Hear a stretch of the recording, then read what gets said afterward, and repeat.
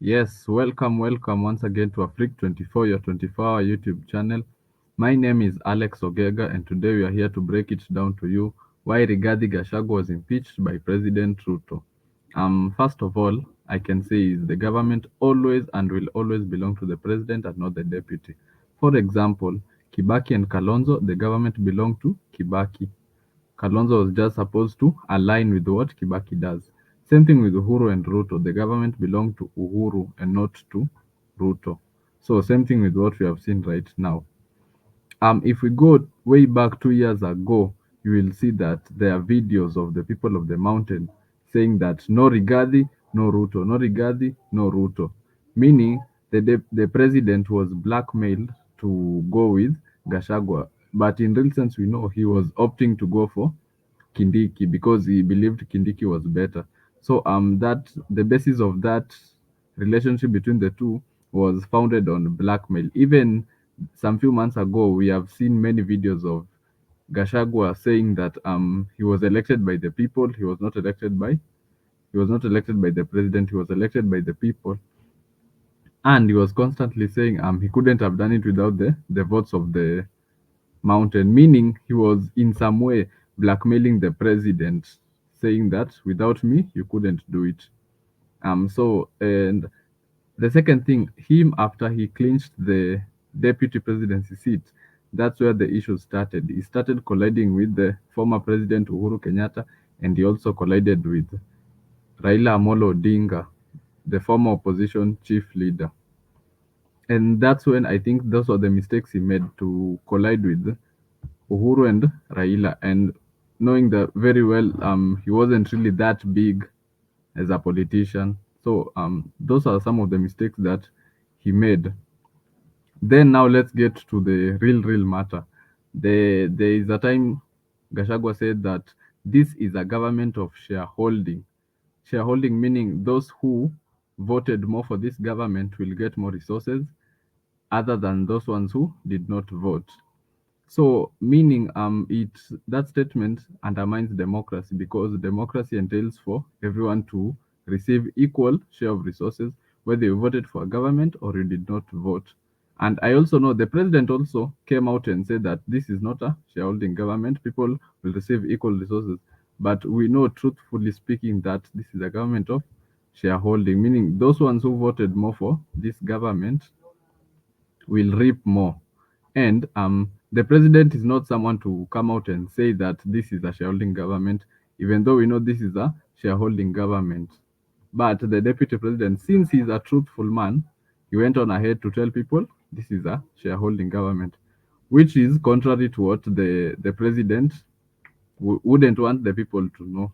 So the other thing that I've noticed is when somebody is a strong personality and the other is a strong personality, that partnership cannot work because when you go high, the other person goes high, then there is no one to calm each other down. So if somebody is strong character, needs the other to be subtle. From what we're seeing right now, the president is a very strong character. Kindiki is a subtle guy. He can calm things down. But with Gashagwa, he's also a strong character. So two strong characters does not work really, in my opinion. So that's why the president opted to do away with him. So then, some few months ago, in the month of June, we saw the youth of this country, the Gen Zs, went out to demonstrate against the finance bill and bad governance. So the first week, people mobilized themselves on the internet. They went out to the streets and they protested to say Ruto must go, Ruto must go. That was the theme, that was the anthem on the internet. On the ground, people wanted Ruto to go. The second week, there are people who tried to interfere with the Gen Z demonstrations and try to overthrow the government. So from what former CS Kindiki was saying is the deputy president was the one who was trying to flip the story so that if Ruto goes, he gets into power. So I think that's where the misunderstanding started because even the deputy president right now, Kindiki, said that he had evidence of the former deputy president funding the protests, trying to manipulate things so that he can go to power. So I think that's where Ruto was trying to see this and say that if this person is trying to overthrow me, and yet in the first place I did not want him as my deputy, let me see a way how I can do away with him. So, and then my other take is Rigathi knew very well he did not stand a chance against the impeachment motion from the National Assembly to the Senate. Even right now, if they go to judiciary, truthfully speaking, they don't stand a chance because right now, from what we're seeing in this country, is the constitution is not working. So he could have opted to resign way back in order to save his political career, but he relentlessly went on to persist, saying that he could not resign. And I think that's a mistake because if he resigned, he could have saved his political career.